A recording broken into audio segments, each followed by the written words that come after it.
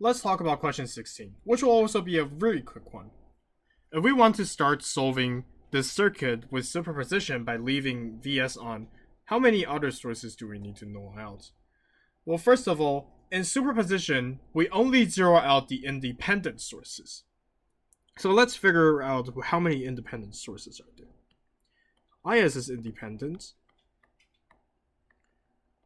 and Vs is also independent. But we're solving by leaving Vs on, which means we cannot null out Vs. So the only independent source that we could null out during superposition would be Is.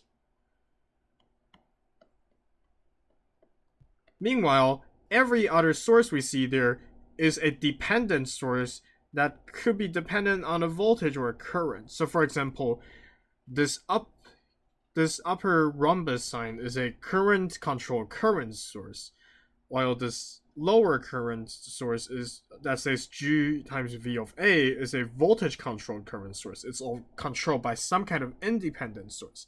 So when we're doing superposition and nulling out the independent sources, that would actually waive us the time and effort to null those dependent sources out.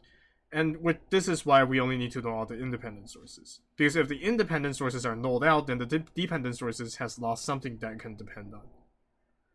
So the answer to this question is actually just one source. And that one source happens to be Is, which is the only other independent source. And thus we have solved the problem.